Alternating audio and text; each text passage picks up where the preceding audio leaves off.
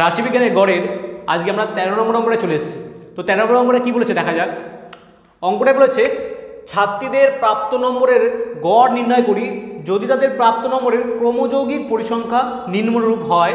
এইটা দেখো এখানে কি বলেছে, আমাকে শ্রেণী সীমানা বলেছে আর ছাত্রী সংখ্যা বলেছে, মানে পরিসংখ্যা বলে দিয়েছে, কিন্তু শ্রেণী সীমানা আমাকে কিন্তু ডাইরেক্ট বলে দেয়নি। আমাকে বলেছে 10-এর কম, 20-এর কম, 30-এর কম, 40-এর কম, 50-এর কম, ডাইরেক্ট বলে দেয়নি। যখনই এরকম আমাকে ডাইরেক্ট শ্রেণী সীমানা বলে দেবে না, তখন আমাকে ফার্স্ট ওটাকে বানিয়ে লিখতে হবে। দেখো বলেছে 10-এর কম, 10-এর কম মানে আমি কি বলতে পারি 0 থেকে 10, তাই তো। 20-এর কম মানে কি, দেখো এই কিন্তু 10 লিখে ফেলেছে, তাহলে কি হবে এটা 10 থেকে 20, মানে এর প্যারামিটার কত হবে, এটা হবে 0 থেকে 10, এটা হবে 10 থেকে 20, তাহলে এটা কত হবে 20 থেকে 30, এটা 30 থেকে 40, এটা 40 থেকে 50, ব্যাস এটাই হবে। ঠিক আছে, শুধু তোমাদের এটা কনফিউজ করার জন্য কিন্তু একটুখানি অঙ্কটা ঘুরিয়ে দেবে, ব্যাস ঘাবড়ানোর কিছু নেই।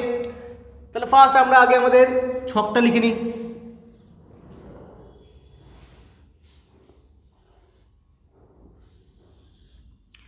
ফার্স্ট কি শ্রেণী সীমানা,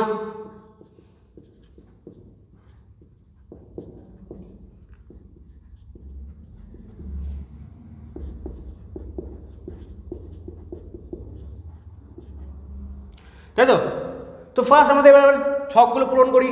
তাহলে এটা কত হবে 0 থেকে 10, তারপর এটা কত হবে 10 থেকে 20, তারপর এটা কত হবে 20 থেকে 30, 30 থেকে 40, আর লাস্ট হবে হচ্ছে গিয়ে 40 থেকে 50।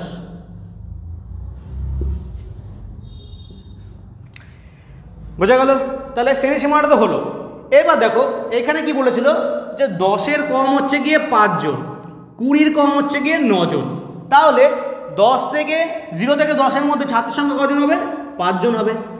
আর 10 থেকে 20-এর মধ্যে ছাত্রের সংখ্যা কতজন হবে 9 জন হবে না, 9 জন হবে না, কত হবে 9 - 5 হবে। কেন দেখো 20-এর কম মানে হচ্ছে গিয়ে 0 থেকে 20-এর মধ্যে ছাত্রী সংখ্যা ছিল হচ্ছে গিয়ে 9 জন। আমাদের তো 0 থেকে 10-এর মধ্যে আমরা 5 জন অলরেডি লিখেই ফেলেছি। তাহলে 10 থেকে 20-এর মধ্যে কজন হবে 9 - 5, তাহলে কজন হবে এটা 4। 20 থেকে 30 জন কত হবে, দেখো এখানে হচ্ছে 30-এর কম 17 জন, মানে 0 থেকে 30 পর্যন্ত ছিল 17 জন, আমরা 0 থেকে 20 পর্যন্ত 9 জন লিখে ফেলেছি। তাহলে এখানে কত হবে 17 - 9, কত হবে এটা 8। বোঝা গেল? সেম ভাবে বাকিগুলো, তাহলে এটা কত হবে 29 - 17, 12, তারপর এটা হবে হচ্ছে গিয়ে 45 - 29, 16। বোঝা গেল? ব্যাস এই অঙ্কটা শুধুমাত্র এইটুকুনি জাস্ট কনফিউশন ছিল। এবার আমরা আরামসে কিন্তু গড়টা বের করতে পারবো। আমাদের গড় বের করতে বলেছে শুধু, তাই তো। কোন পদ্ধতিতে করতে বলেছে সেটা কিছু বলে দেয়নি, ক্রমবিচ্যুতি বা হচ্ছে গিয়ে আমাদের প্রত্যক্ষ পদ্ধতি না কল্পিত পদ্ধতি কিছু বলে দেয়নি। তাহলে আমরা কি করব, আমরা করব কিন্তু প্রত্যক্ষ পদ্ধতি। তাহলে ফার্স্ট আমরা এখানে fi-টা বের করে ফেলেছি, তাই তো। ব্যাস আমরা fi যদি বের করি তাহলে আমাদের আরেকটা কি লাগবে xi লাগবে। তাহলে xi-টা বের করো।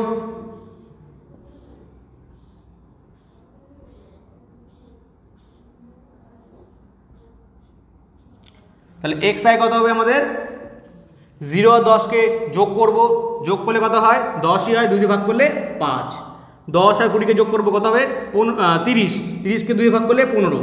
তাহলে ব্যাস এদের মধ্যে গ্যাপ 10 করে আছে, তাহলে এখানে কত হবে 25, এখানে হবে 35, এখানে হবে হচ্ছে কি 45। বোঝা গেল? কি করে করবে, এই দুটোকে যোগ করবে, 2 দিয়ে ভাগ করবে, যেটা আসবে সেটা লিখবো।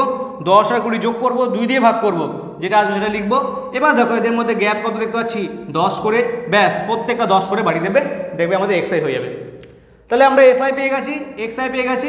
এবার আমাদের প্রত্যক্ষ পদ্ধতিতে আমাদের গড় বের করার জন্য কি করতে লাগে, আমাদের xi আর fi গুণ করতে লাগে, তাই তো। তো গুণটা বের করে নাও।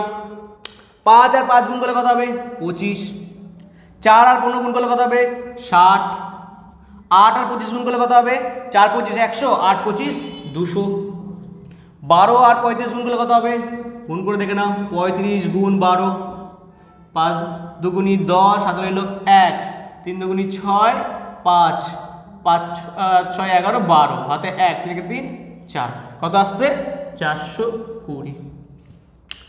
লাস্ট আমাদের হলো 16 আর 45 গুণ, তাহলে 45 আর 16 গুণ করলে কত হয় 5 6 30, হাতে 3, 4 6 24 আর 5 কত হয় 29 32 হাতে 3 4 কে 4 3 7 720 বোঝা গেল। তাহলে আমরা xi আর fiও কিন্তু পেয়ে গেলাম। এবার আমাদের বের করতে হবে হচ্ছে গিয়ে আমাদের বের করতে হবে এবার সামেশন অফ fi, তাই তো। তো সামেশন অফ fi কত হবে দেখো 6 আর 2 8 8 আর 8 16 16 আর 4 20 আর 5 25 হাতে নিল 2 3 4 কত আসবে আমার 45। আর xi এর fi এর সামেশন বের করে ফেলো কত আসবে সামেশন অফ fi xi বা xi fi কত আসবে যোগ করে ফেলো সব করা 5 5 বসবে এখানে এককের ঘরে 6 আর 2 8 তাই তো 2 আর 6 যোগ করলে 8 8 0 0 8 0 0 2 10 12 কত আসলো হাতে রইল 1 1 3 7 7 7 14।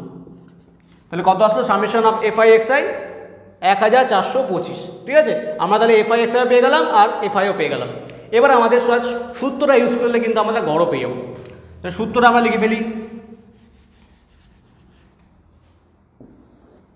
তাহলে আমরা কি জানি, আমরা জানি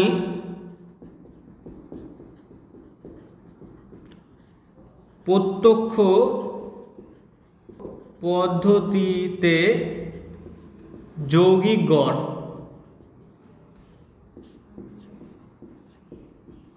x বার ইকুয়াল টু কি জানি আমরা summation of fi xi summation of xi, তাই তো। সূত্র কি গড়ের সূত্র হচ্ছে গিয়ে fi xi সামেশন আর নিচে হচ্ছে গিয়ে এটা xi না এটা fi হবে, মিস্টেক হয়ে গেছে এখানে, এটা কি হবে fi, তাই তো সামেশন অফ fi। তাহলে আমরা সামেশন অফ fi xi কত জানি আমরা সামেশন অফ fi xi জানি হচ্ছে গিয়ে 1425 আর হচ্ছে গিয়ে fi জানি হচ্ছে গিয়ে 45। 5 দিয়ে কাটুটি যাচ্ছে কেটে দাও 5 নং 45 5 দুগুনি 10 4 5 আর 40 2 5 আছে 25 9 দিয়ে যাচ্ছে দেখো 9 দিয়ে 3 নং 27 না 9 দিয়ে যাচ্ছে না, তাহলে 9 দিয়ে ভাগ করে দাও তাহলে 285 ভাগ 9 কত আসে 3 নং 27 হাতে রইল 1 5 9 কে 9 রইল 6 পয়েন্ট বসাও 0 6 নং 54 কত আসছে আবার 6, তাই তো। তাহলে এটাও 6 আসছে, তাহলে কি এটা 80 থাকবে 80 থাকবে, তাই তো। তাহলে 6 80 থাকবে 80 থাকবে, তাহলে আমরা কি বলতে পারি, আমরা বলতে পারি হচ্ছে গিয়ে 31.67, তাই তো। যেহেতু এটা হচ্ছে গিয়ে 5-এর বড়, তাহলে আমরা এক ঘর বাড়িয়ে কত লিখে দেবো, এটা 7 করে দেবো। আমরা হচ্ছে গিয়ে আসন্ন মানে শিখেছিলাম। তাহলে গড় কত আসলো আমার 31.67। তাহলে এদের টোটাল আমাদের আমাদের যে ছাত্রীদের যে গড় হবে টোটাল প্রাপ্ত নম্বরের সেটা কত হবে 31.67। তাহলে এটাই কিন্তু আমাদের অ্যান্সার।